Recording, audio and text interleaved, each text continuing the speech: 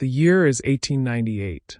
Havana Harbor sleeps under a humid Caribbean night, the air thick with salt and unease. Ships float like shadows, their hulls creaking against the tide. Lanterns glow dimly on the decks. Sailors murmur, unaware that history is about to erupt beneath their feet. Then an explosion. A thunderclap from the sea. The battleship USS Maine shatters in a ball of fire, steel plates ripped open like paper, flames clawing at the night sky. Men are hurled into the black water, their screams drowned by the roar of collapsing decks. One moment, a ship of steel.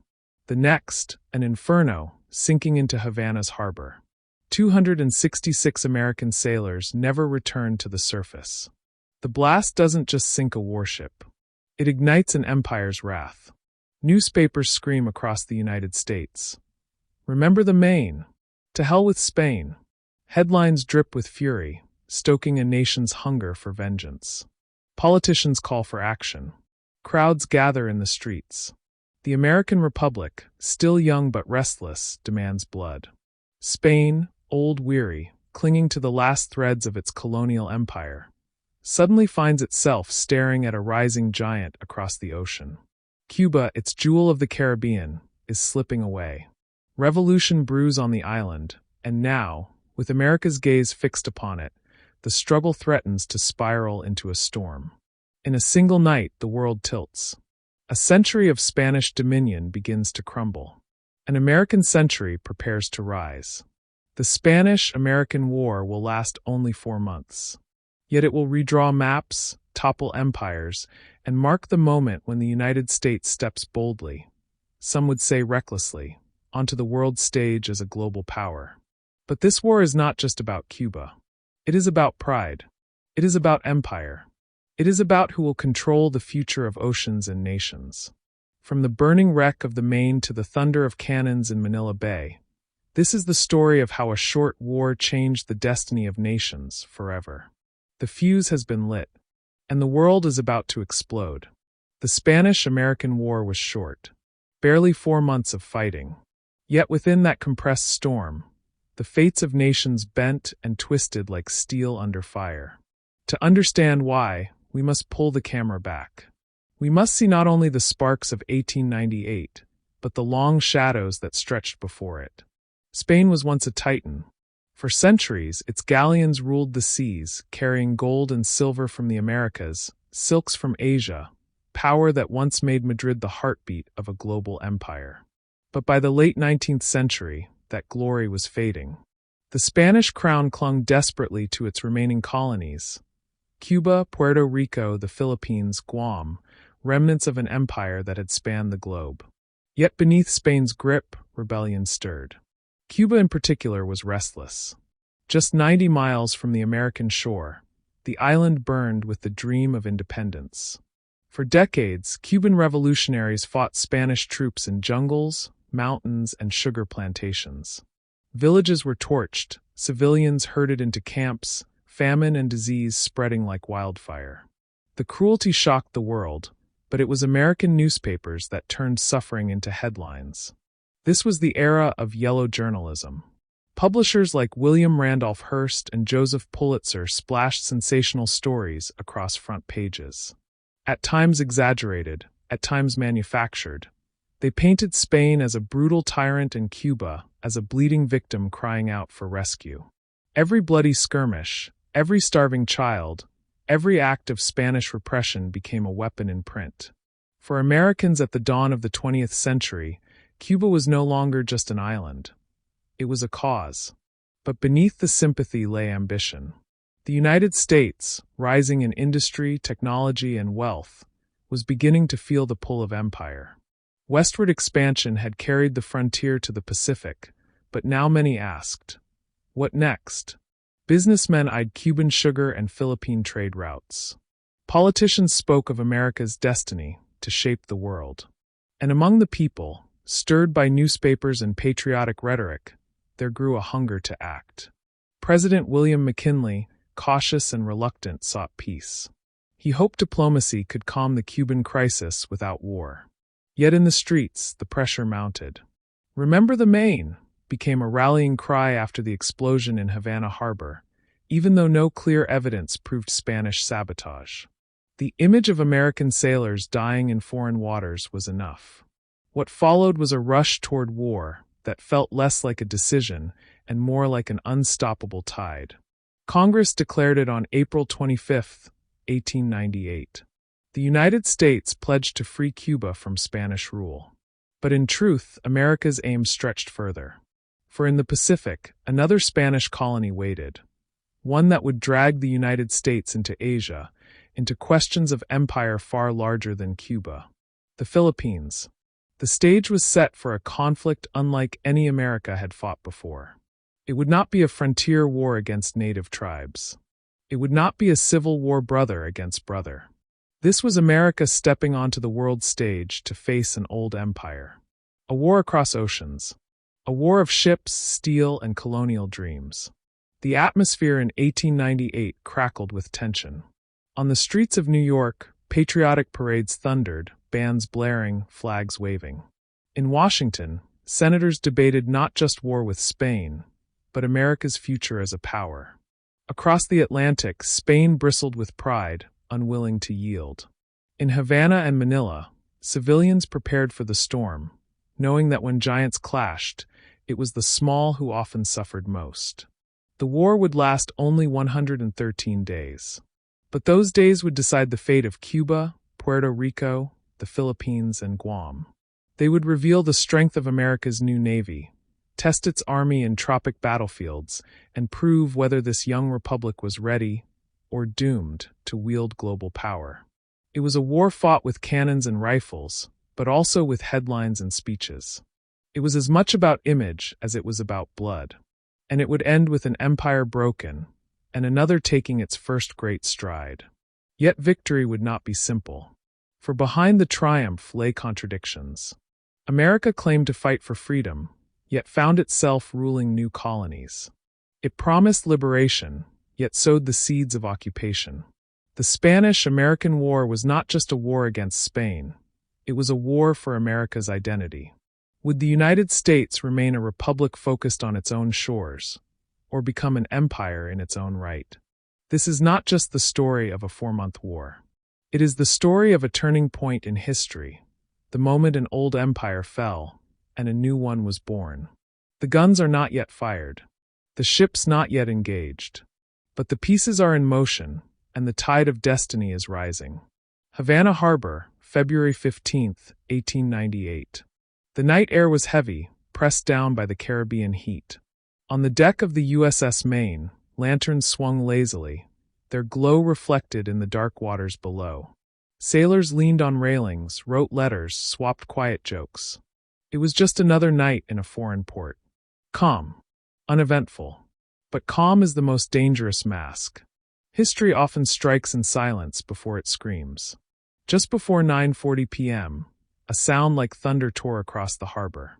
Then came fire. A monstrous roar split the night as the Maine ripped apart from within. Metal screamed. Steel bent like clay. A towering column of flame and smoke leapt into the sky, turning night into day. The harbor shook as if the sea itself had erupted. Below deck, sailors were swallowed instantly. Boilers burst. Bulkheads collapsed. Some were incinerated in seconds, others hurled into the water by the sheer force of the blast. Survivors clawed their way through smoke-filled corridors, coughing, blinded, searching for light, for air. Above deck, men staggered, burned, bloody, their uniforms torn to rags. The explosion lasted only moments, but when the echoes died, the Maine was a broken carcass, sinking into the harbor. Bodies floated on oil-slick waves, their faces lit by the burning wreckage. The smell of smoke, fuel, and death hung thick in the air. Cuban civilians on the shore rushed forward, pulling survivors from the water, carrying them on stretchers, whispering prayers. But it was too late for most. Out of a crew of 354, 266 lay dead. The harbor that had been still now crackled with chaos. Sirens wailed from Spanish patrol boats. Officers shouted orders in English and Spanish. But the Maine was gone, and with it, the fragile thread of peace that had held two nations apart. In Washington, the news raced across telegraph wires. The capital awoke to shock, then fury. Newspapers were already primed to pounce, and by dawn, they had their headline. "Remember the Maine? To hell with Spain," splashed across front pages. The truth was unclear. Was it sabotage? A Spanish mine? Or a tragic accident in the ship's coal bunkers? No one knew. But uncertainty mattered little. What mattered was perception. To the American people, the Maine had been murdered, her crew slaughtered in their sleep. And someone had to pay. Within hours, the explosion became more than tragedy. It became a symbol, a rallying cry. Across the United States, crowds gathered in the streets, fists raised, demanding vengeance. Flags waved. Patriotic songs filled the air. Spain had blood on its hands, they said. And the Republic could not remain silent. President William McKinley, cautious by nature, sought restraint. He asked for investigations, for patience. But he was one man against a storm. Senators roared for war. Businessmen demanded action. And the public, fired up by a press eager for war, saw only one answer. Spain must be punished. The Maine's twisted hull lay rusting beneath Havana Harbor. But in America, her ghost marched in every parade, her dead sailors shouting from every headline. She was no longer a ship. She was a weapon. History had chosen its spark. And now the fire was spreading. The United States would not turn back. The age of talk was over. The age of war was about to begin. The wreck of the Maine still smoldered in Havana Harbor, but across the United States the fire was already raging. In New York, Chicago, Boston, everywhere crowds gathered in the streets. Bands struck up patriotic marches. Newspapers sold out by morning. The image of a battleship torn apart, American sailors dead in foreign waters, struck like a hammer on the national heart. The phrase appeared first in the headlines. "Remember the Maine." It was a command, a battle cry. By noon it was shouted from pulpits, stitched onto banners, painted across saloon walls. The explosion had not just destroyed a ship, it had given a restless republic the symbol it craved. And the newspapers knew it. William Randolph Hearst's New York Journal ran sketches of Spanish mines lurking beneath the waves, saboteurs slipping through Havana's alleys.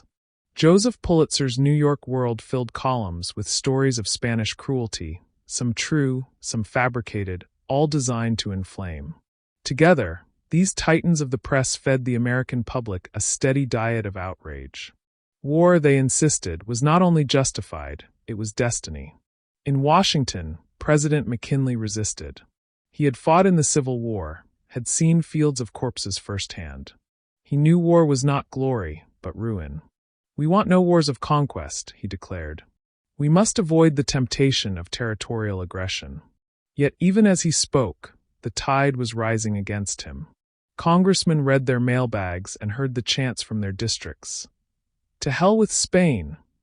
Business leaders whispered of Cuban sugar fields and Philippine harbors. Young men drilled in city parks, parading with wooden rifles, eager for glory. The machinery of war was not yet in motion, but the pressure was mounting unbearable. Spain, for its part, insisted on innocence. Officials in Madrid protested. No mine, no plot, no sabotage. They offered condolences, opened Havana to American investigators. But their protests fell on deaf ears. In America, patience was gone. The Navy's Court of Inquiry announced its findings in March. It concluded, without certainty, that an external mine had likely caused the Maine's explosion. No smoking gun, no proof of Spanish guilt, but it was enough. Enough for the press. Enough for the public. Enough for a nation that wanted blood. Senator Redfield Proctor of Vermont, usually cautious, delivered a thunderous speech after touring Cuba. He described starvation in the countryside, civilians herded into reconcentration camps by Spanish forces. "The spectacle is one to arouse a nation," he said. His words spread like wildfire.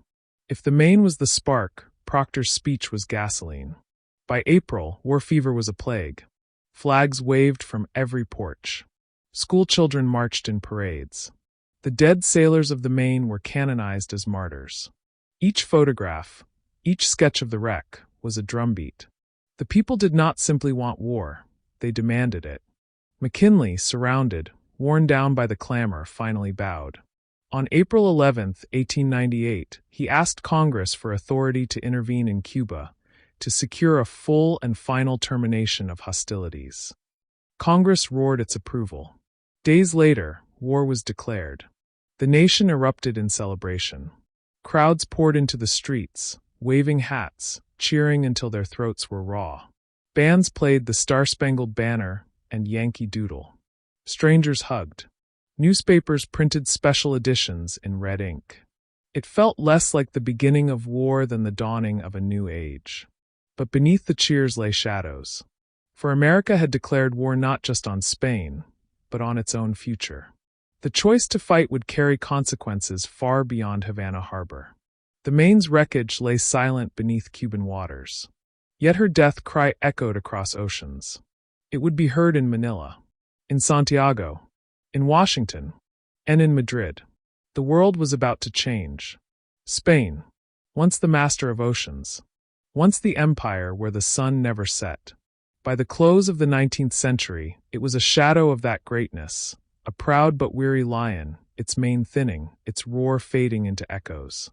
Centuries earlier, Spanish galleons had sailed across the Atlantic laden with silver from Mexico and Peru, gold from the Andes, spices from Asia. Conquistadors carved empires with the sword and the cross. Madrid commanded fear and respect from London to Manila. But empires age, and Spain's had aged hard. The 17th century brought rivals, Britain, France, the Netherlands, gnawing at Spanish trade routes, seizing colonies, breaking monopolies. The 18th century saw the Bourbon crown struggling to modernize a vast but brittle empire. The 19th brought catastrophe. Napoleon's invasion shattered Spain's monarchy. Revolutions swept Latin America, one by one tearing away colonies. Mexico, Argentina, Chile, Peru, all gone. What remained was a shrinking archipelago of outposts. Cuba and Puerto Rico in the Caribbean, the Philippines and Guam in the Pacific.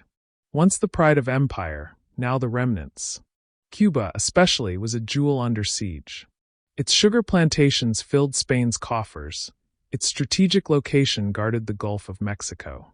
But rebellion simmered constantly.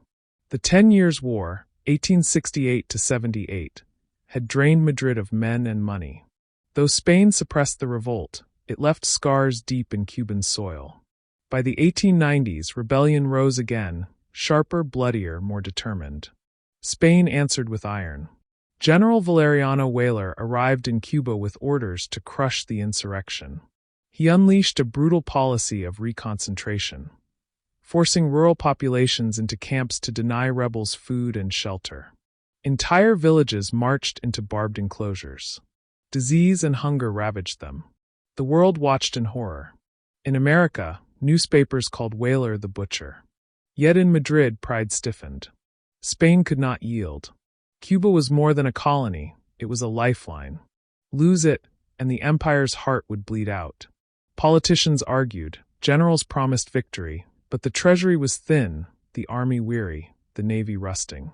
Spain was a relic trying to roar against the tide of history. And across the ocean, a new power stirred. America watched Spain's decline with mixed eyes, sympathy for Cuba, ambition for itself. Spanish diplomats warned Madrid of danger.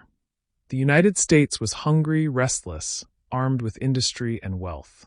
But Spain's ruling class clung to illusions. We still command the seas, they said. We still hold Cuba. We still have honor.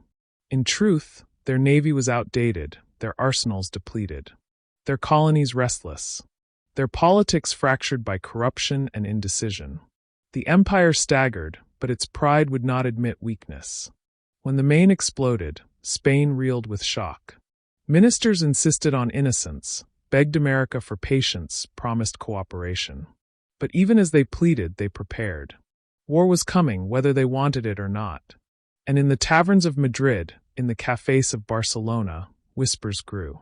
Could Spain, exhausted, unready, truly stand against a rising giant? Some said yes.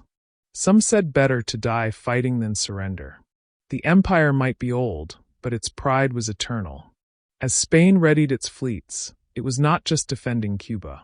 It was defending the last threads of an empire, the last claim to greatness, the last breath of a lion facing extinction. But a lion, even dying, still has claws. And the United States was about to learn how sharp they could be. By the final decade of the 19th century, the United States was no longer the fragile republic born from revolution. It was something new, something restless. Its frontier had been declared closed in 1890. The vast lands of the West were now settled, railroads stretched from ocean to ocean, industry roared in cities from Chicago to Pittsburgh. The nation was rich, the nation was powerful, and the nation was hungry. Hungry for markets, hungry for resources, hungry for influence. The spirit of expansion, once directed westward, now turned outward across the seas.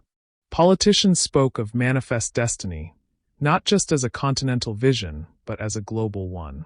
If America was to rise, it must look beyond its shores. Naval strategist Alfred Thayer Mahan gave this hunger a voice. His book, The Influence of Sea Power Upon History, thundered through Washington's halls. Mahan argued that great nations were built on great navies, and that command of the sea was the key to empire. Senators, congressmen, and young officers took note. Battleships were commissioned. Harbors fortified. America, once a land power, began to dream in blue water. Business leaders saw opportunity. Cuba's sugar. The Philippines' trade routes. Markets in Asia, waiting for American steel, textiles, and machinery. The Pacific was not just an ocean, it was a gateway the United States intended to hold. But beyond commerce and strategy lay something deeper: identity. The Civil War had nearly torn the Union apart. Reconstruction had scarred the land. By the 1890s, a new generation sought unity through pride, through action, through proving America's place in the world. War, some believed, would be the crucible to forge that unity. And then there was the press. Hearst and Pulitzer, locked in a battle for circulation, painted Cuba's struggle as America's cause. They showed starving children, executed rebels, butcher whalers' camps. Each story, true or embellished, fueled the idea that America had a moral duty to intervene. To ignore Cuba, they argued, was to ignore humanity itself. Yet morality was only part of the equation. In private, senators spoke of naval stations, coaling depots, Caribbean security. The Monroe Doctrine, once a warning to European powers, now whispered of American dominance in the hemisphere. If Spain's empire collapsed, who would fill the vacuum? The answer many gave was simple: the United States.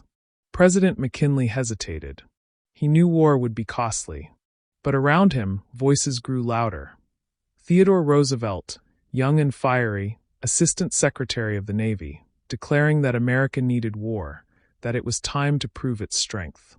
Senator Henry Cabot Lodge pressing for intervention, speaking of destiny, power, greatness. And in the streets, ordinary Americans, workers, farmers, immigrants, echoing the cry, "Remember the Maine!" America's ambition was no longer a whisper. It was a drumbeat, a rhythm that matched the pounding of factories, the whistle of trains, the roar of newspapers on every corner. And when the moment came, the nation would not hesitate. It would leap across oceans, seize battlefields in the tropics, and proclaim itself not just a republic, but an empire in its own right. The question was not if America would rise. The question was how high it was willing to climb, and what it was willing to sacrifice along the way. The drums of war were no longer distant. They were on America's doorstep. William McKinley was not a man of fire. He was a man of caution, of patience, of measured words. A veteran of the Civil War, he had seen death too closely to be seduced by the romance of battle. He knew the smell of gunpowder, the silence after cannon fire, the sight of men broken beyond recognition. War to him was not glory. It was ruin.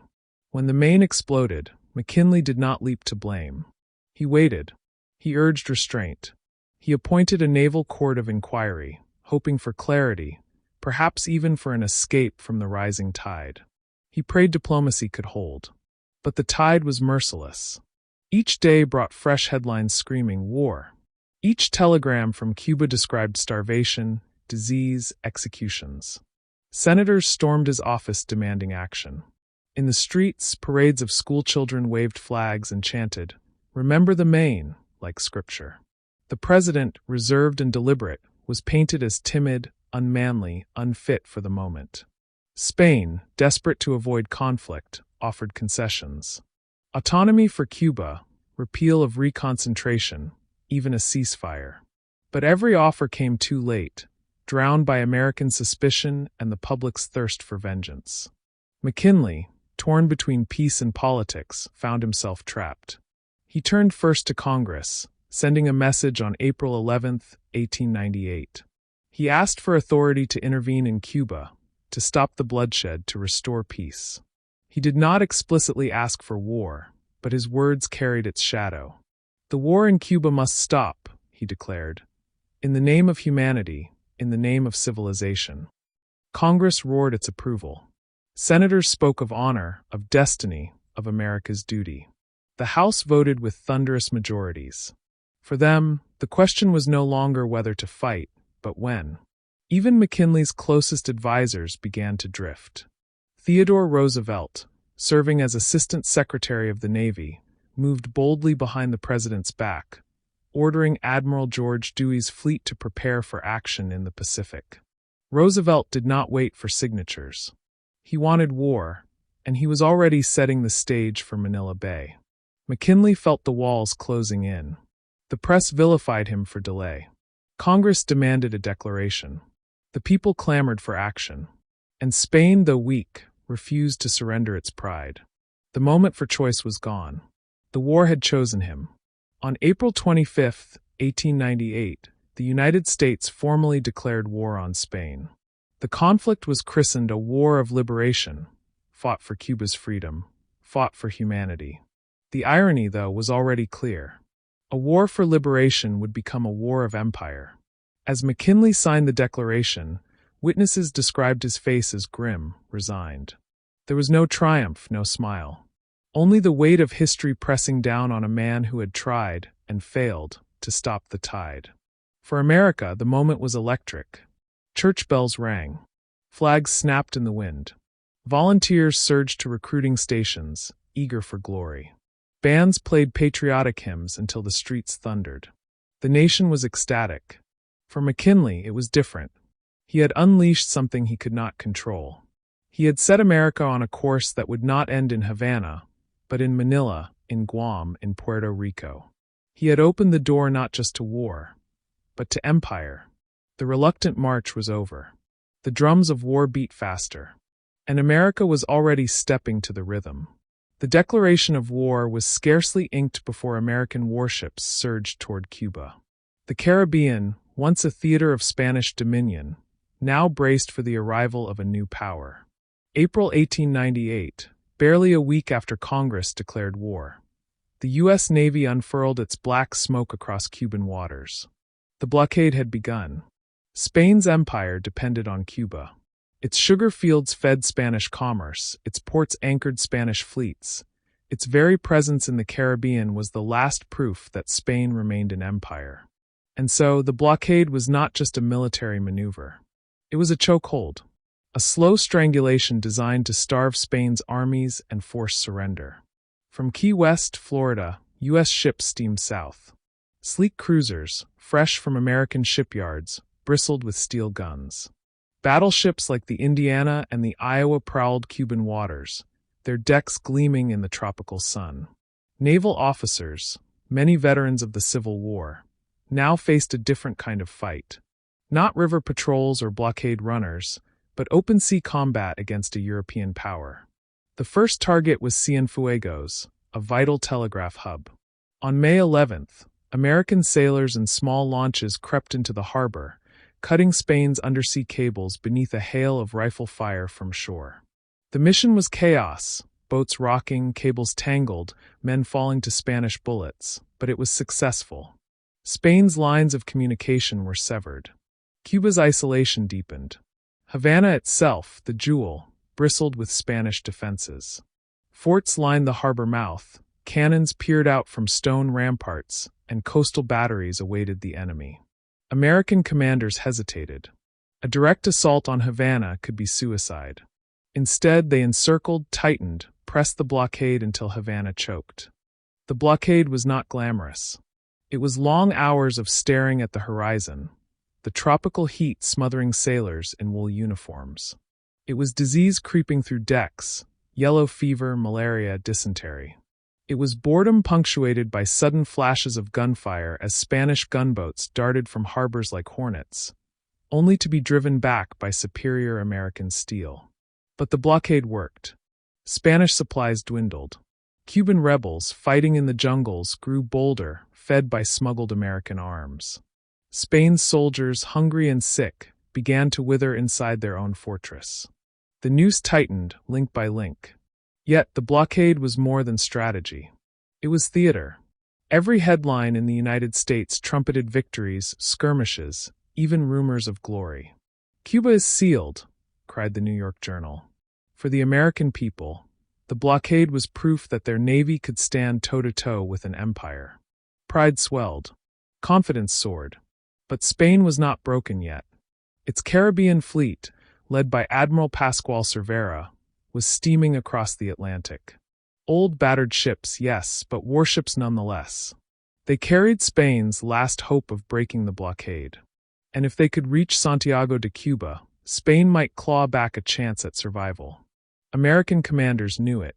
Every lookout peered east, scanning for smoke on the horizon. The blockade had starved Spain. But soon the real test would come, a test of guns, armor, and courage. For the blockade was only the beginning, and the Caribbean was about to erupt in fire. While the Navy tightened its grip on Cuba's coasts, the U.S. Army prepared to strike the island itself. Soldiers poured into camps in Florida, raw recruits alongside veterans, volunteers marching beneath banners of state regiments, New York, Massachusetts, Texas. The fever of war had swept the nation, but enthusiasm did not equal readiness. Uniforms were mismatched, supplies scarce, rifles outdated. Yet the call was clear. Cuba awaited. The first clash came not at Havana, but at Cardenas, a small port east of the capital. On May 11, 1898, American gunboats slipped into the harbor, guns primed. Spanish defenders, small in number but fierce, opened fire from shore batteries.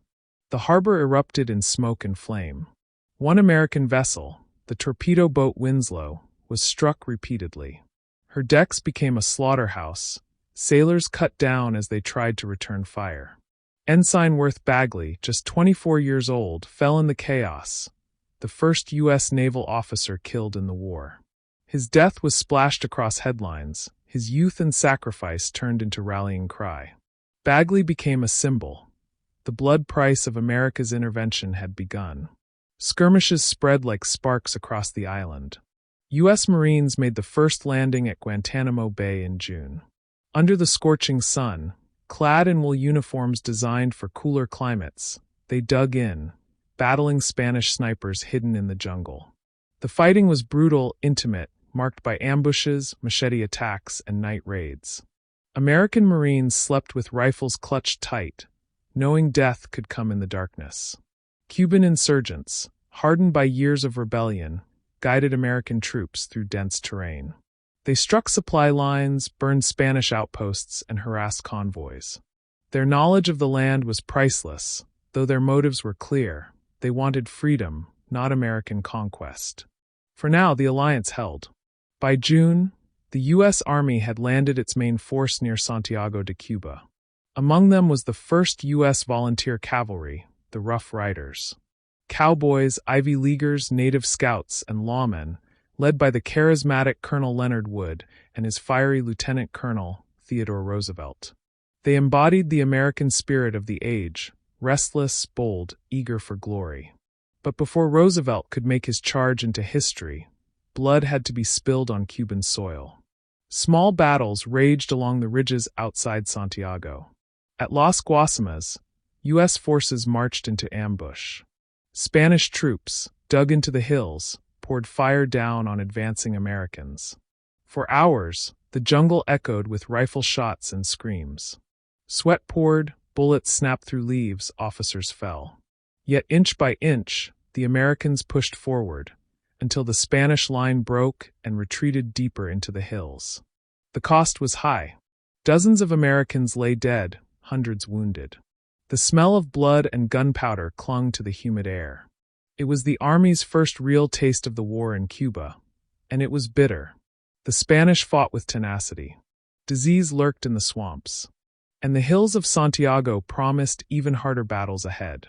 Still, the American press called it victory. Heroes were born. Roosevelt, charging on horseback through the smoke at Las Guasimas, was painted as fearless, his name already climbing into legend. The truth, that chaos and confusion had nearly undone them, was buried beneath headlines of triumph. The first blood had been spilled.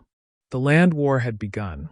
But the hills around Santiago hid Spain's last hope, Admiral Cervera's fleet, waiting in the harbor. To conquer Cuba, the Americans would have to face not only Spanish soldiers in the jungle, but Spanish guns on the sea. And when those guns roared, the fate of empires would hang in the balance. While soldiers bled on Cuban soil, destiny shifted half a world away. In the Pacific, as dawn broke on May 1, 1898, Manila Bay became the stage for one of the most lopsided and decisive naval battles in history. Commodore George Dewey, commanding the U.S. Asiatic Squadron, had been waiting. Orders from Washington had reached him before war was even declared. If hostilities erupted, strike the Philippines, Spain's prize colony in Asia. It was a bold gamble, an American fleet lunging into the heart of Spain's Pacific stronghold, thousands of miles from home. Dewey's ships, 6 in all, glided silently into Manila Bay under cover of darkness. Lanterns were extinguished. Orders were whispered. The sailors stood tense at their guns, the tropical night heavy with anticipation. Ahead, Spanish warships lay anchored under the protection of coastal batteries. Dewey's gamble was simple: surprise and overwhelm them before they could respond. At 5:40 a.m., as the first light broke over the mountains, Dewey gave the order that would echo through history. "You may fire when ready, Gridley." The silence shattered. American guns thundered. Shells ripped through the morning haze, slamming into Spanish hulls. One by one, the Spanish ships caught fire. Their wooden decks splintered, their crews scrambled in panic. The Reina Cristina, Spain's flagship, tried to close the distance, but American fire tore her apart, flames consuming her decks until she sank in the shallows. The battle was merciless and brief. Within hours, the Spanish squadron was annihilated. Every ship destroyed or disabled. Over 370 Spanish sailors lay dead or wounded. On the American side, just one man killed from heatstroke. Not a single U.S. warship lost. Manila Bay was not just a battle. It was a message. The United States, once a provincial republic, had struck at the heart of a European empire across the Pacific, and won with stunning ease. News of the victory electrified America. Dewey became a national hero overnight. Children marched in parades carrying his portrait. Streets, parks, even babies were named after him. The press hailed him as a new Nelson, a master of sea power who had written America's arrival on the world stage in fire and smoke. But beneath the celebration lay deeper currents. With Spain's fleet destroyed, the Philippines lay exposed. Filipino revolutionaries under Emilio Aguinaldo, long fighting against Spanish rule, saw their chance. They rushed to ally with Dewey, believing America had come as liberator. Together, they prepared to besiege Manila. Yet in Washington, leaders began to debate. What would happen once Spain was defeated? Would the Philippines be granted independence? Or would they become the first step in an American empire in Asia? For the moment, those questions were distant. The headlines blazed only with triumph. Manila Bay had changed everything. The United States had destroyed a European fleet in a single morning. Spain's empire in the Pacific was broken, and a new force had entered Asian waters, one that would not leave. But victory was a double-edged sword. For with the Philippines in American hands, new conflicts would rise. Conflicts far bloodier, far longer than the 4 months of 1898. For now, however, Dewey stood victorious, his ships anchored proudly in Manila Bay, their guns still warm from battle. The age of American sea power had begun. The guns had fallen silent in Manila Bay, but the true struggle was only beginning. Victory had been swift, absolute, but what to do with it? That was the question that haunted Washington and soon the world. Dewey's fleet held the waters, but Manila itself, the walled city where Spain's colonial government clung to power, remained under Spanish control. On land, Filipino revolutionaries surged forward, thousands of men under Emilio Aguinaldo rallying with newfound hope. They had fought Spain for years in a bloody guerrilla war.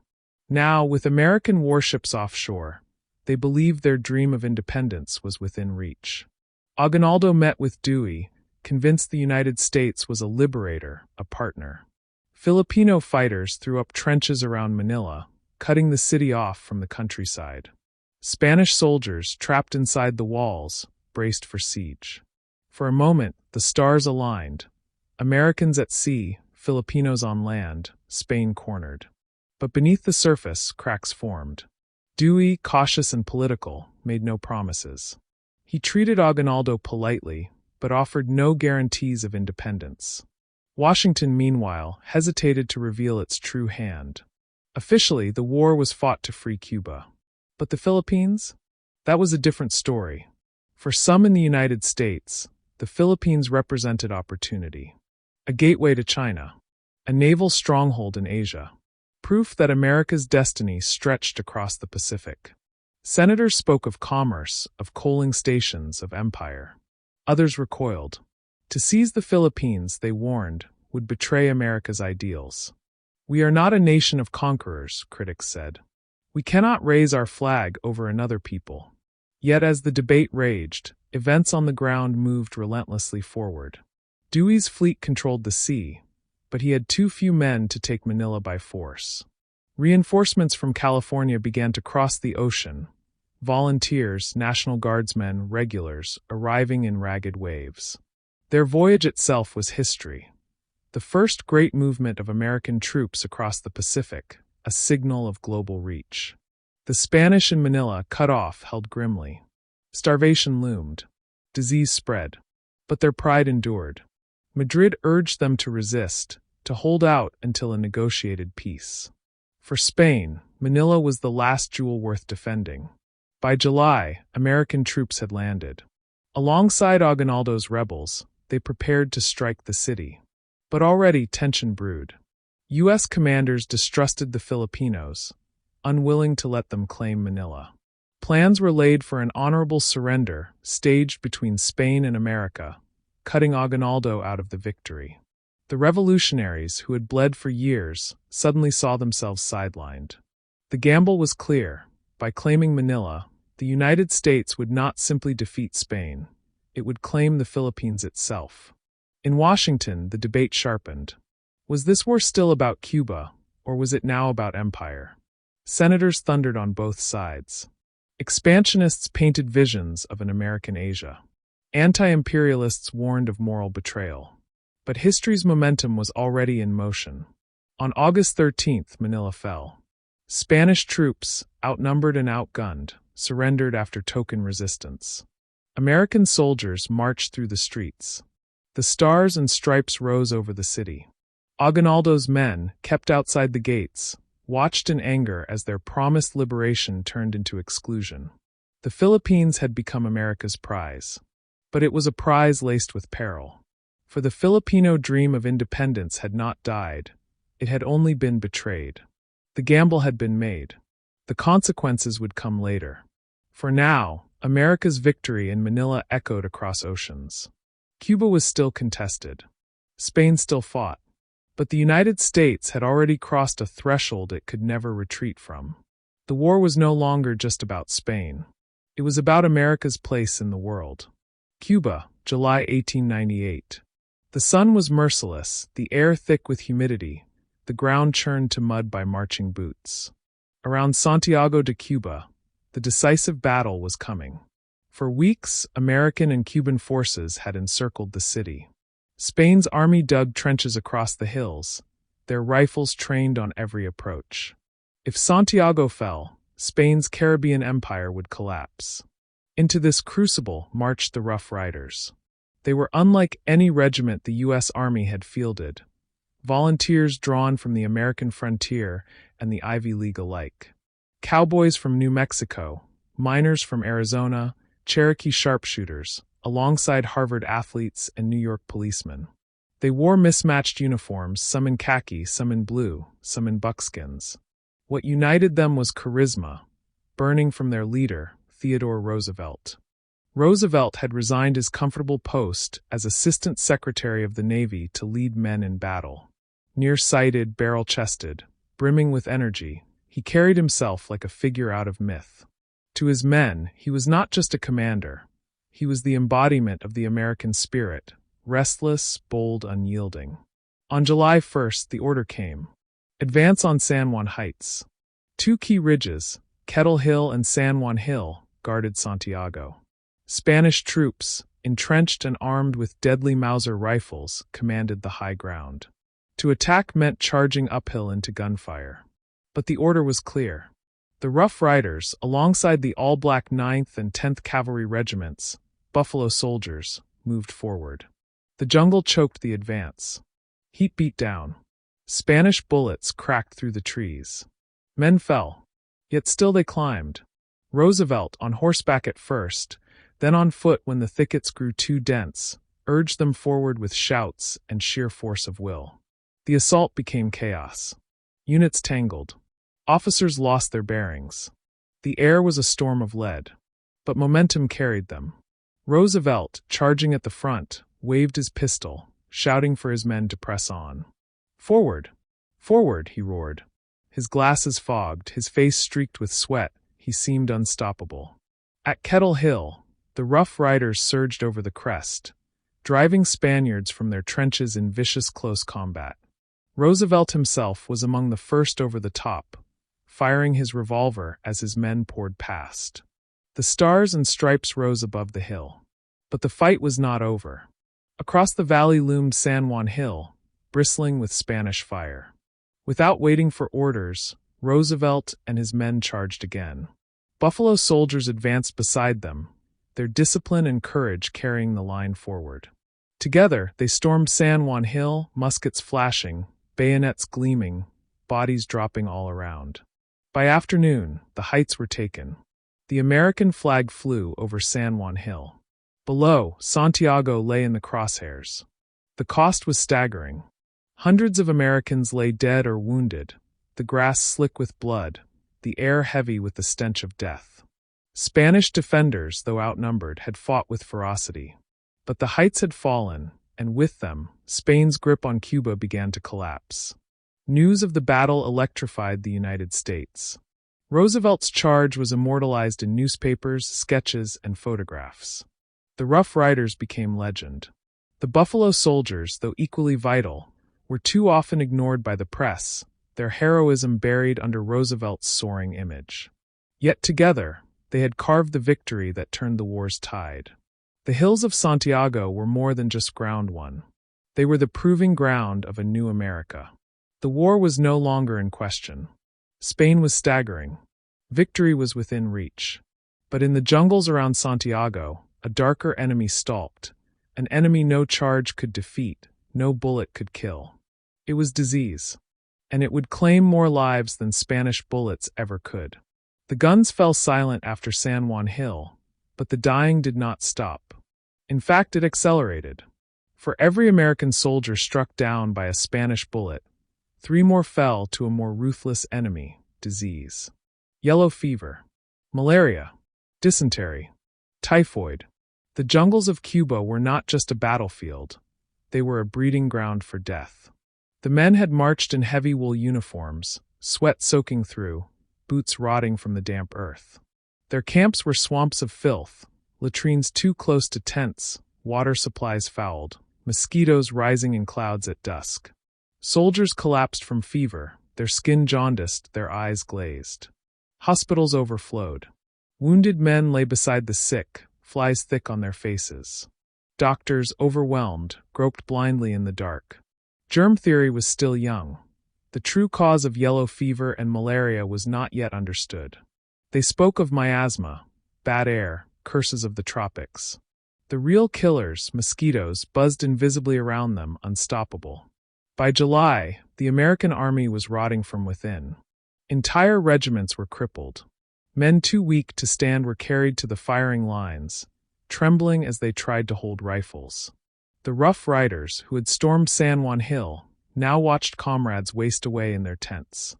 Theodore Roosevelt himself wrote home, describing the camps as a horror, more deadly than bullets. The numbers were staggering. Of the 5,400 American deaths in the Spanish-American War, nearly 5,000 came not from combat, but from disease. Death by fever was slower, crueler, more humiliating than death in battle. Soldiers wasted away, whispering delirious farewells to mothers and wives, far from home. The jungle had claimed them without firing a shot. Spanish troops fared little better. Trapped in Santiago, their rations dwindling, their water fouled, disease gnawed at them too. Civilians suffered most. Families crowded into reconcentration camps, starving, coughing, dying in silence. The war's human cost was not counted in battles won, but in bodies buried under the tropical sun. The U.S. command knew they had to act quickly. Santiago had to fall before disease destroyed the army. Negotiations were opened with Spanish General Arsenio Linares. His men, brave but broken, could not hold forever. On July 17, 1898, Santiago surrendered. American troops marched into the city, bands playing, flags flying. Cheers rang out, but behind the celebration, the fever still spread. Victory had been won at San Juan Hill, sealed at Santiago. But in the swamps and hospitals, victory tasted like ashes. When news of the sickness reached Washington, a storm broke. Senators demanded answers. How could America's proud new army be undone not by Spain, but by mosquitoes? Newspapers printed horror stories. Men reduced to skeletons, hospital wards reeking of death. The public, once drunk on triumph, now whispered of negligence, incompetence. In response, the army established what became known as the Sanitary Commission. It was too late to save the men of 1898, but it marked the beginning of reforms that would eventually transform military medicine. Lessons written in blood. The Spanish-American War would be remembered for Manila Bay, for the Rough Riders, for Santiago. But in truth, its greatest killer was invisible, its most decisive battle fought in swarms of insects. The soldiers who fell to disease did not charge into glory. They did not raise flags or fire cannons. They died sweating in their tents, forgotten by history's headlines. Yet they paid the same price. And their sacrifice would haunt the American conscience long after the war was won. Santiago's hills had bled. Its streets had surrendered. But the war was not yet finished. Spain's last hope in the Caribbean lay in the harbor itself, Admiral Pascual Cervera's fleet. 4 armored cruisers and 2 destroyers, battered but proud, lay anchored in Santiago Bay. They were relics compared to the sleek battleships of the U.S. Navy, but they carried Spain's honor, Spain's last chance. If they could break through the American blockade, perhaps supplies might reach the army, perhaps Havana might hold. If they failed, Spain's empire in the Americas would be finished. The Americans knew it. For weeks, their fleet had bottled up Cervera, waiting, watching, tightening the noose. The blockade had become a standoff. And standoffs do not last forever. July 3, 1898. Just after dawn. Smoke rose from Santiago Harbor. Admiral Cervera had made his decision. His fleet would sail. Not to victory, but to honor. He ordered his ships forward, out of the narrow harbor mouth, into the waiting jaws of the American fleet. The first Spanish cruiser, Infanta Maria Teresa, led the charge. She steamed out under a hail of shells, her guns roaring in defiance. American battleships opened fire from long range, their heavy shells smashing into her decks. Flames erupted, smoke billowed, but she pressed on, trying desperately to ram the American line. Within minutes, she was ablaze, her crew abandoning ship, her wreck burning on the shore. Behind her came the Vizcaya, the Cristobal Colon, the Almirante Oquendo. Each one sailed into the storm. Each one was met by the thunder of American gunnery. The Iowa, the Oregon, the Indiana, the Texas, steel monsters bristling with modern firepower, shattered Spain's cruisers one by one. The sea became an inferno. Ships blazing, men leaping into the water, lifeboats overturning as shells rained down. Spanish sailors clung to wreckage, blood in the surf, sharks circling in the crimson tide. The Oquendo, smashed to pieces, ran aground and exploded. The Vizcaya, her magazines on fire, blew apart in a towering column of flame. Only the Cristobal Colon managed to break free, racing westward down the Cuban coast. For a moment, hope flickered. But the Oregon, one of America's fastest new battleships, gave chase. Hour by hour, she closed the gap. By afternoon, the Cristobal Colon ran aground, her crew scuttling her in desperation. The battle was over. In barely 4 hours, Spain's Caribbean fleet had been annihilated. 6 ships destroyed, 323 sailors dead, nearly 2,000 captured. The American fleet suffered just 1 man killed and a handful wounded. It was not a battle, it was an execution. On shore, American sailors waded through surf to rescue Spanish survivors, pulling burned, wounded men from the water. Even amid triumph, there was horror. Corpses washed onto beaches, their uniforms charred, their bodies broken. The Caribbean stank of smoke and death. News of Santiago spread like lightning. Across America, church bells rang, parades erupted. Newspapers declared it the greatest naval victory since Trafalgar. Admiral William T. Sampson and Commodore Winfield Scott Schley were hailed as heroes. And Theodore Roosevelt's triumph at San Juan Hill, combined with Santiago's destruction, made victory certain. For Spain, it was the death knell of empire. Without her fleet, Cuba was lost. Without Cuba, Madrid's empire collapsed. But victory carried its own shadow. The United States had proven its steel navy could annihilate Europe's old powers. Now the world was watching. Would America stop at Cuba, or was this only the beginning? The sea around Santiago was calm once more. The wrecks smoldered on the shore. And in Madrid, despair fell like ash. The empire was broken. But how would it die?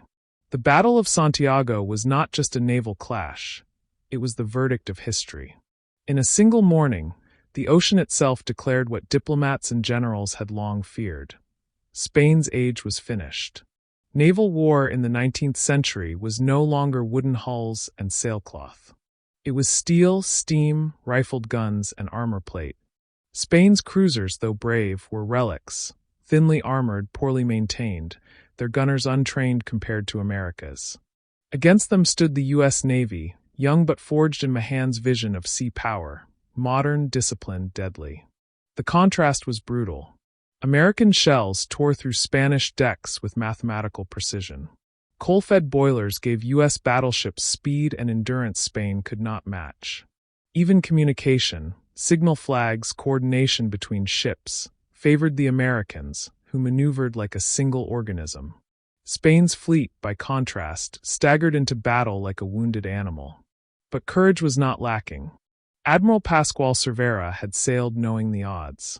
His men fought with desperate honor, returning fire until their guns fell silent, steering their ships into hopeless combat rather than surrendering in harbor. Spanish sailors died with dignity. Yet dignity could not match iron. When the smoke cleared, the Caribbean was an American lake.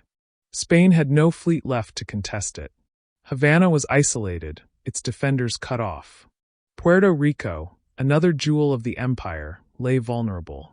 Madrid's leaders received the news with devastation. Some wept openly in Parliament. Others raged, demanding a hopeless continuation of the fight. But all knew the truth. The sea had decided. For the United States, Santiago was vindication.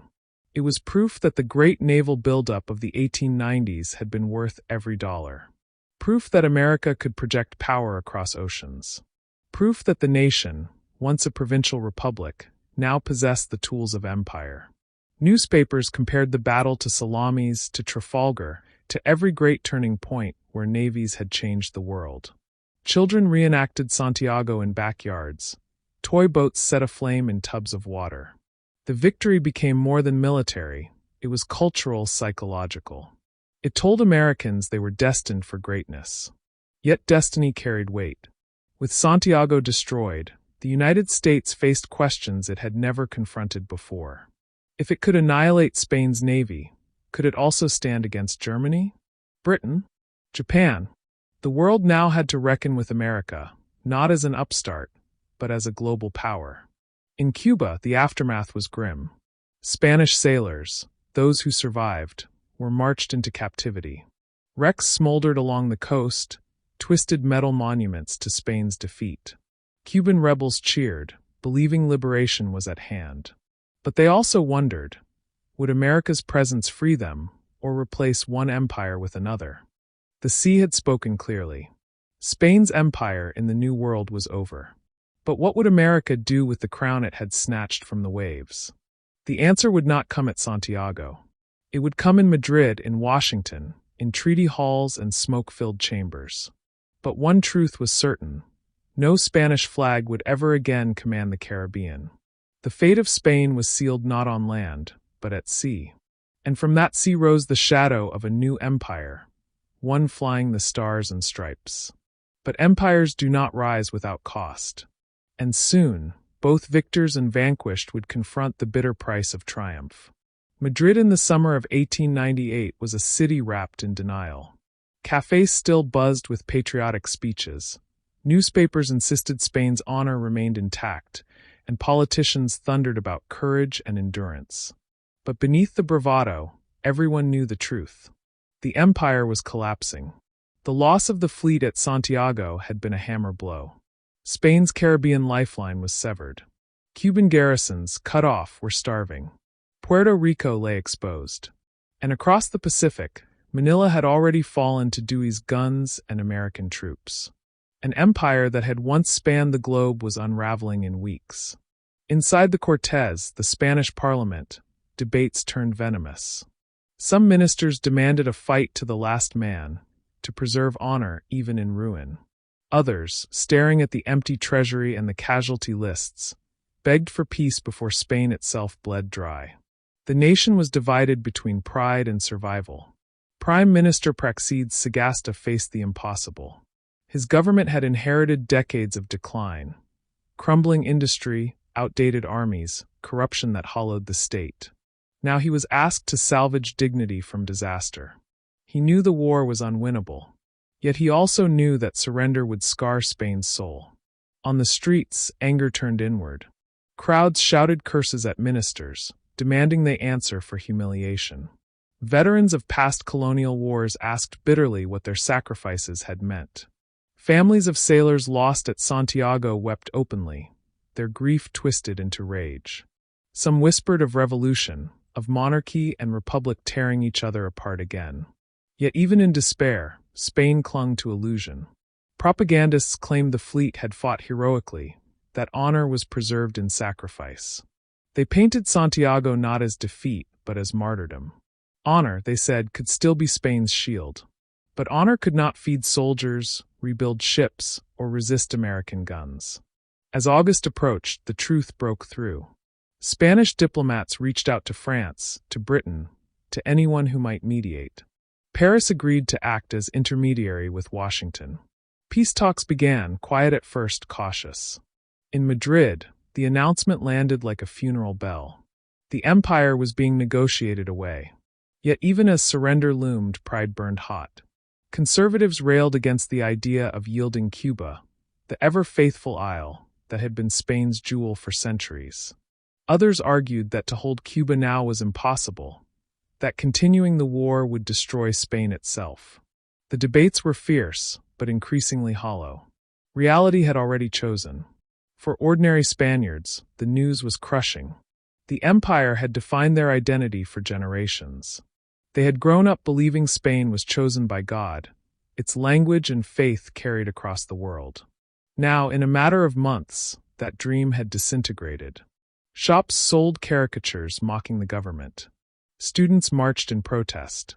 Writers spoke of the disaster that had befallen their nation. Sagasta's government, weary and battered, finally conceded. Peace had to be sought, no matter the shame. The order went out to negotiate an armistice. On August 12, 1898, hostilities officially ceased. The guns were quiet. The war was over. But in Madrid, silence felt heavier than cannon fire. Spain's empire, once vast as the oceans, was reduced to ruins. Cuba, Puerto Rico, the Philippines, Guam, all lost. What remained was a wounded nation, humbled before the world. For Spain, it was more than defeat. It was identity shattered, history overturned. For centuries they had ruled. Now they would watch. The empire was dead. The question was, could Spain survive its own funeral? August 12, 1898. The guns fell silent. In Washington, in Madrid, in Paris, the signatures were inked. An armistice between the United States and Spain. For the soldiers still camped in the jungles of Cuba and the dusty streets of Manila, the news spread slowly, almost unbelievably. After months of fire and blood, the war was over in just 113 days. The terms were harsh.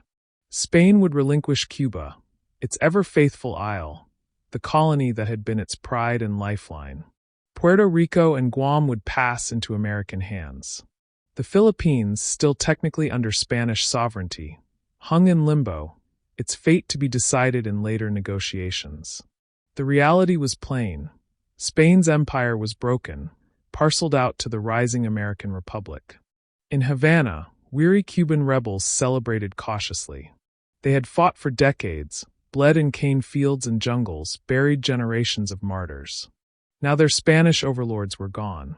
Yet they watched uneasily as American troops filled the void, raising stars and stripes where they had expected their own flag. Liberation, it seemed, was already tangled in new chains. In San Juan, Puerto Ricans awoke one morning as Spaniards and went to bed as subjects of the United States. Confusion mingled with resignation. For many, it was simply another empire replacing the last. In Guam, the transfer was almost comical. The Spanish garrison had not even known war had begun until an American warship appeared and demanded surrender.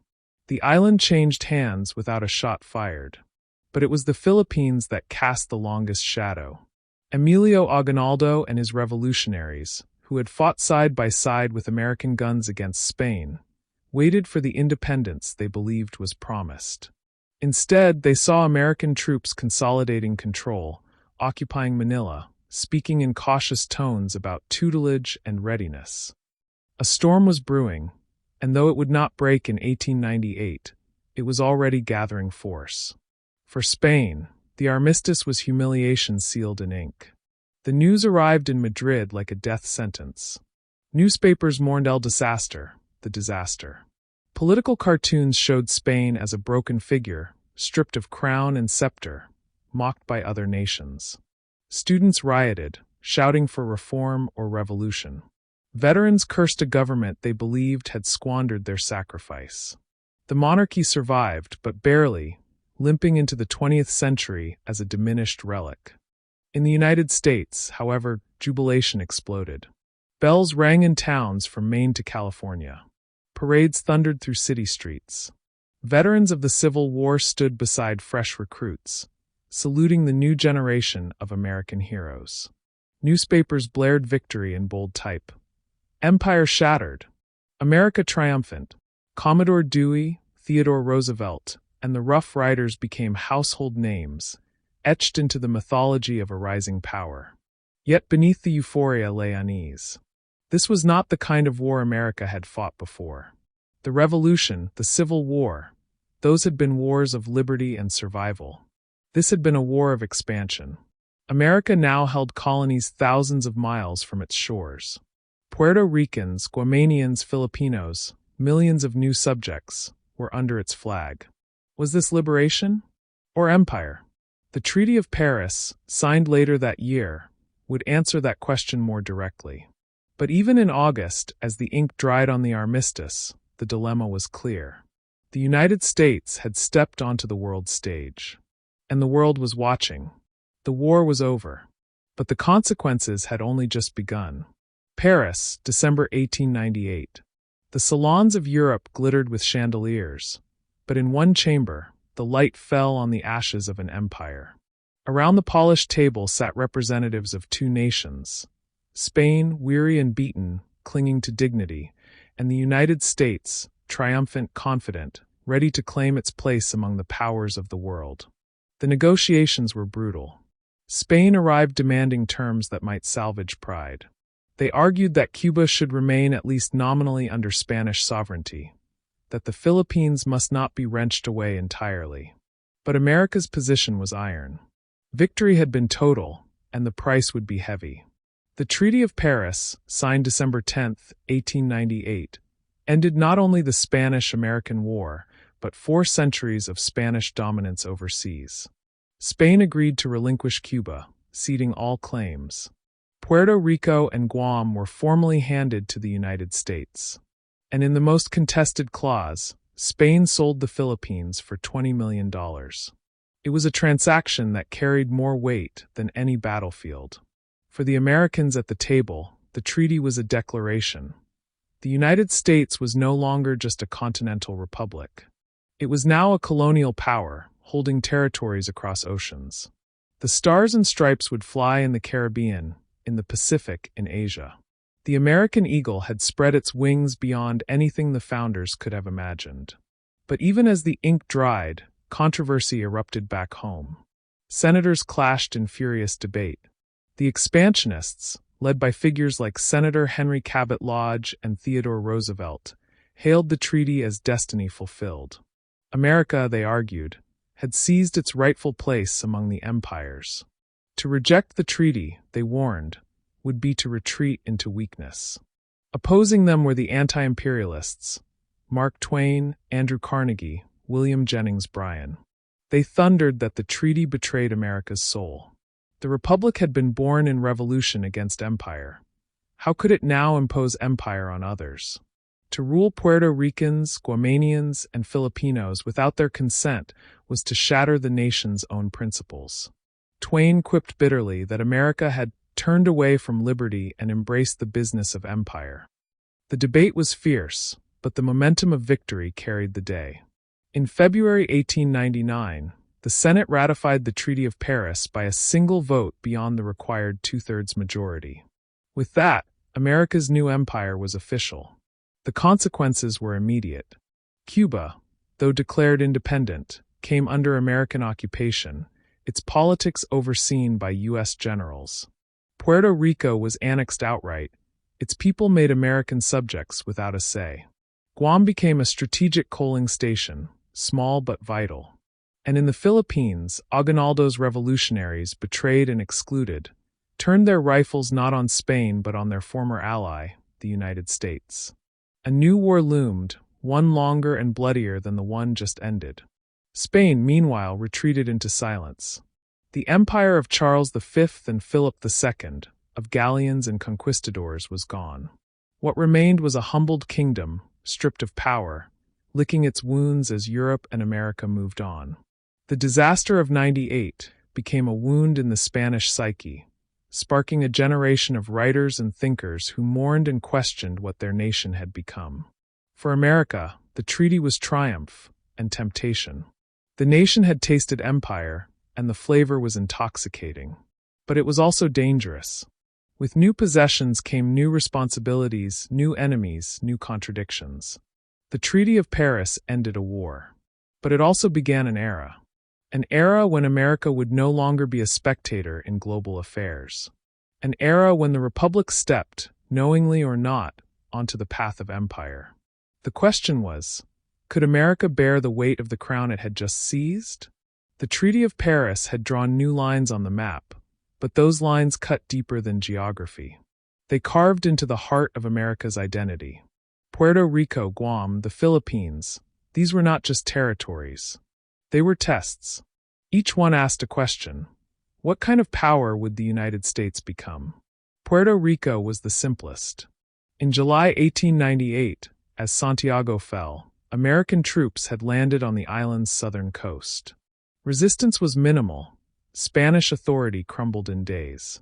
By war's end, Puerto Rico was America's. Its people, nearly 1 million strong, woke up to find themselves subjects of a foreign flag. Washington quickly established military rule, promising modernization and prosperity. But for Puerto Ricans, the reality was mixed. Roads were built, schools opened, but political power remained distant, filtered through governors sent from Washington.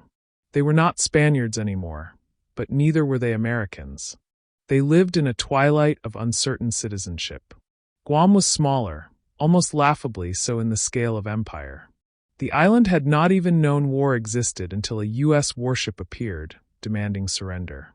A Spanish officer, bewildered, offered hospitality before realizing he was expected to yield. Without a shot fired, Guam became an American possession. Yet its importance was not measured in size, but in position. A coaling station in the Pacific, a stepping stone to Asia, it was a dot on the map that carried the weight of strategy. But the Philippines, there lay the storm. When Manila fell in August 1898, Filipino revolutionaries believed independence was imminent. Emilio Aguinaldo, who had fought Spain for years, saw America as an ally of freedom. His men had bled beside Dewey's fleet, encircling Manila, starving Spanish garrisons. Now he expected the reward, a free Philippines governed by Filipinos. But Washington thought differently. Expansionists argued the islands were too valuable to abandon. They spoke of commerce with China, naval bases in the Pacific, the duty of America to uplift lesser races. It was the language of empire, cloaked in paternalism. McKinley, pressed by politics and faith, claimed he had prayed for guidance and concluded that America must educate, uplift, and Christianize the Filipinos, ignoring that they were already overwhelmingly Christian. To Aguinaldo, these words were betrayal. The dream of independence was slipping away, stolen by the very ally who had promised liberation. Tension smoldered in Manila's streets, Filipino soldiers glaring at American patrols, distrust curdling into rage. By early 1899, the smoldering would burst into flame.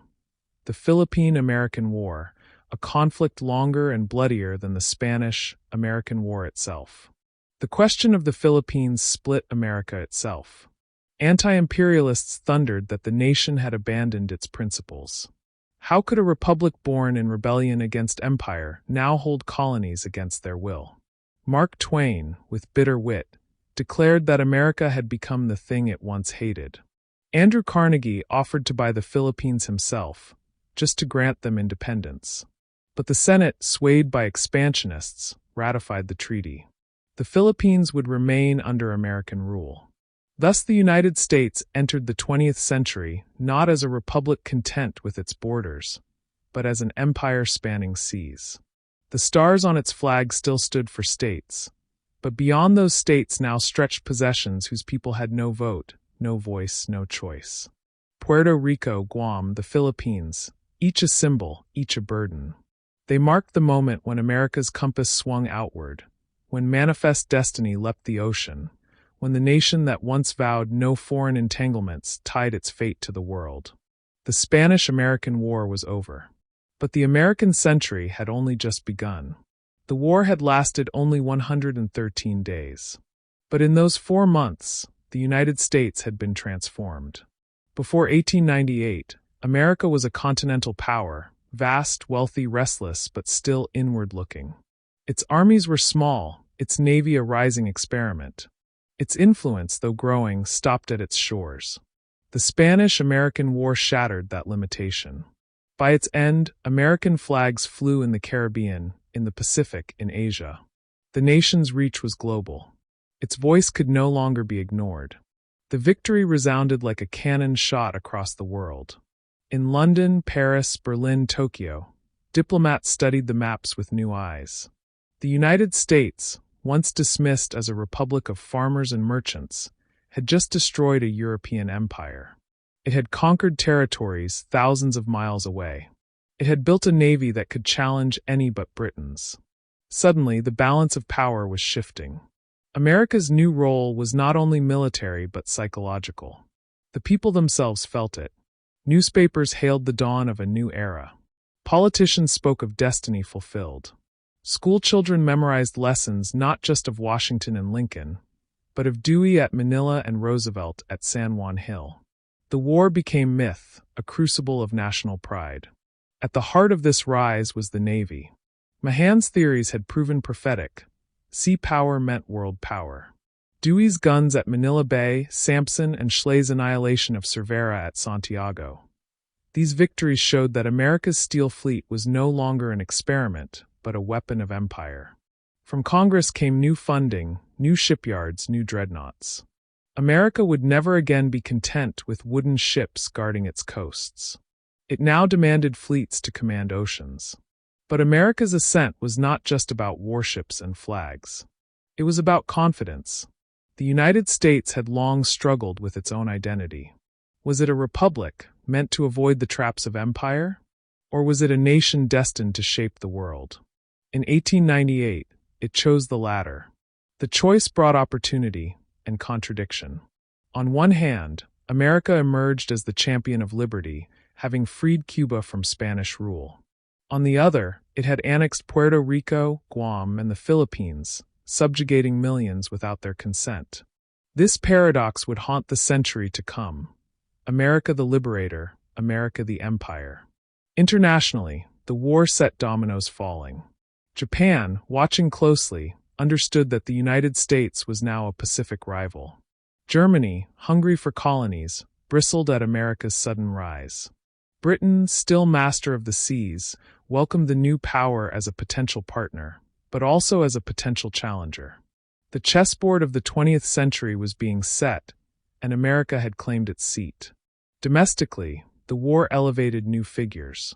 Theodore Roosevelt, once a restless reformer, emerged as a national hero, his charge up San Juan Hill a symbol of American vigor. Within 3 years, he would be vice president. Within 4, president.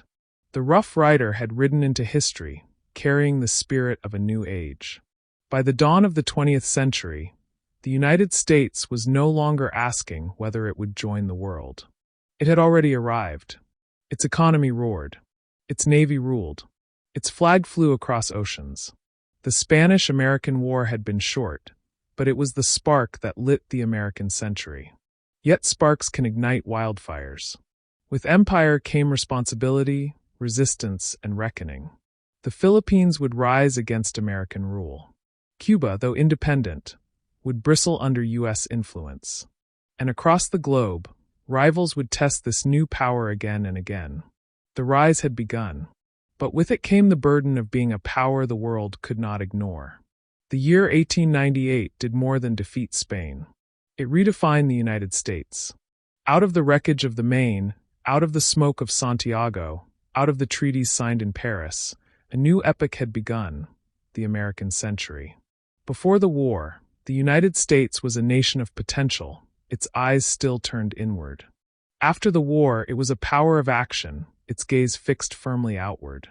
Its navy spanned oceans.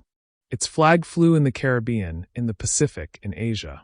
And its people believed, truly believed, that their nation was destined to lead the world. This was not destiny born by accident. It was forged by blood and steel, by battles fought in jungles and bays, by soldiers who charged up hills under withering fire, by sailors who watched enemy fleets burn to the waterline. In just 4 months, the United States had crossed a threshold no nation ever crosses twice: the leap from regional power to global actor. But with this leap came contradictions. The war had been sold as a crusade for freedom. To free Cuba, Congress declared. And Cuba was freed, from Spain at least. Yet American troops remained, shaping its politics, controlling its future. Puerto Rico and Guam were not freed, but annexed. The Philippines, promised liberation, became battlegrounds once more as Filipino revolutionaries turned their rifles against their former allies. America, the liberator, had become America, the occupier. This paradox would echo through the 20th century. The United States would proclaim liberty, yet hold colonies. It would denounce empires, yet act as one. It would call itself the defender of democracy, yet often rule without consent. The Spanish-American War was the seed of these contradictions, planted deep in the soil of triumph. Yet it also unleashed extraordinary confidence. No longer would Americans ask whether they could stand with the world's great powers. Now they asked only how far they would go. Industrial might, financial muscle, naval supremacy. These became the foundation stones of policy. The Monroe Doctrine, once a passive warning to Europe, hardened into a declaration of American dominance in the Western Hemisphere. And across the Pacific, the Philippines gave the United States its first foothold in Asia, binding its fate to contests yet to come. The war also reshaped leadership. Theodore Roosevelt rose from a fiery volunteer to a household name, his Rough Rider image etched into the American imagination. Within 3 years, he was in the White House, preaching the gospel of big stick diplomacy. For Roosevelt, and for the nation he led, the lesson of 1898 was clear. America's future lay not in retreat, but in action. For Spain, 1898 was disaster. For America, it was birth. The old empire crumbled. The young republic ascended. It was the passing of a torch from old world to new, the moment when history itself shifted its axis. The American century would not be easy. It would bring world wars, depressions, rivalries, and reckonings. But its dawn was unmistakable. In 1898, the United States had entered the global stage with cannon fire and banners waving. And the world would never be the same. As the smoke of battle drifted away, one truth stood clear. The Spanish-American War was not a war of length, but of consequence. It was the hinge of destiny, the spark that set the course of nations. The century of Spain had ended. The century of America had begun. The Spanish-American War was brief. Just 4 months. Barely 113 days. Yet in that short span, the world shifted on its axis. An old empire fell. A young republic ascended. And history's course bent toward the 20th century with a force no nation could resist. When the guns thundered in Havana Harbor, when the Maine exploded and the headlines screamed, the United States was still a country in search of identity. It was wealthy, industrial, brimming with ambition, but uncertain of its place in the world. The war answered that question, not with quiet diplomacy, but with fire, steel, and blood. The story of 1898 was not merely about Spain's decline. It was about America's emergence. The war revealed the raw power of industry harnessed into fleets of steel, the vigor of volunteers charging up jungle hills, the intoxicating appeal of empire dressed as liberation. It was a war that felt like destiny to some, betrayal to others, but undeniable to all. The fall of Spain was a tragedy centuries in the making. Once the master of oceans, Spain entered 1898 clinging to fragments of glory. Cuba, Puerto Rico, Guam, the Philippines. Each was a thread of memory, a reminder of when Spanish galleons carried silver from the New World, when conquistadors carved kingdoms, when Madrid commanded respect from London to Manila. But empires grow brittle with age. And Spain, exhausted by revolt, corruption, and poverty, faced an enemy fresh with vigor. The result was never in doubt. The United States, by contrast, was restless. Its frontier closed, its railroads stretching from sea to sea, its industries roaring. The hunger for more markets, bases, pride, pressed against the nation's seams. The war provided release.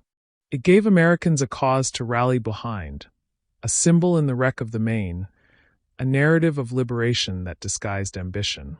From the jungles of Cuba to the waters of Manila Bay, the war unfolded with a rhythm that seemed unstoppable.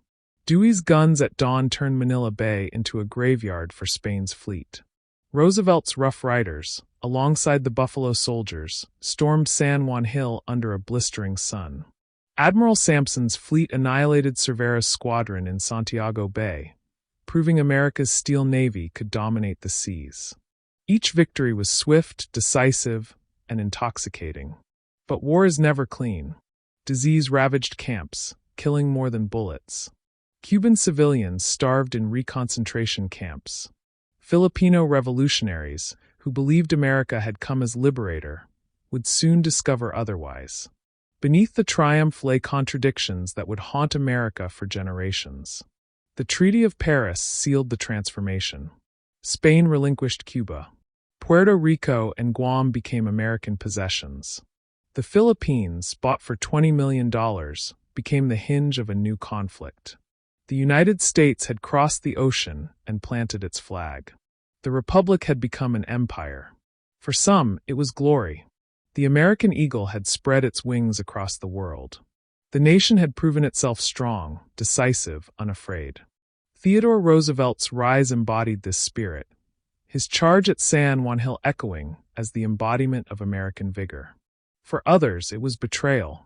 The Anti-Imperialist League thundered that America had sold its soul, becoming the very thing it once despised. Mark Twain, with bitter satire, asked whether the stars and stripes now needed skull and crossbones sewn into its fabric. Yet whatever one's view, the fact was undeniable. The United States had entered the global stage. It would never leave. The consequences unfurled quickly. In the Philippines, disillusion turned to rebellion. Aguinaldo's men, once America's allies, fought now against American troops in a brutal guerrilla war that lasted longer and killed more than the Spanish-American War itself. Cuba, though declared free, remained under American oversight, its sovereignty clipped by treaties and occupations. Puerto Rico settled into a limbo of citizenship without statehood, its people bound to a republic that treated them as subjects, not equals. Guam became a dot of strategy, a foothold in the Pacific that would prove decisive in later wars. Spain returned home broken. Its empire gone, its prestige shattered, it entered a twilight of introspection. Writers and thinkers called it El Disaster, the disaster of 1898. They mourned what had been lost, questioned what Spain had become, and wrestled with how a nation of such storied history could be humbled so swiftly. The answers were not found in politics or armies, but in literature, philosophy, and cultural rebirth. But the larger story was not Spain's fall. It was America's rise. The war was the spark that lit the American century. From 1898 forward, the United States would shape global affairs not as a distant observer, but as a decisive actor. Its navy expanded, its influence stretched, its leaders spoke with the authority of power. The Monroe Doctrine, once a regional shield, became a proclamation of dominance. Across the Pacific, America's presence in the Philippines tied it to Asia's future conflicts, from Japan's rise to World War II. And at home, the war transformed politics. Roosevelt became a hero, his legend carrying him to the presidency. Expansionists gained ground, preaching the gospel of American greatness. The people themselves, intoxicated by victory, embraced a vision of their nation as chosen, destined, unstoppable. The Spanish-American War was short, but it was not small. It was a hinge of history, the moment when the United States ceased to be a provincial republic and became a world power. Its battles were limited, its casualties fewer than other wars, but its consequences reshaped the century to come. From Havana's harbor to the hills of Santiago, from Manila Bay to the halls of Paris, the echoes of 1898 rang far beyond their time. They rang into the trenches of World War I, into the strategies of World War II, into the rivalries of the Cold War, into the debates of empire and liberty that still haunt the United States today. The century that followed would be defined by America, its might, its ideals, its contradictions, its struggles. And the spark of that century was struck in the Spanish-American War. When the Maine exploded, it ignited more than a ship. It ignited a transformation. A young republic leapt into empire. A new century began before the old one had even ended. And the world would never again be the same.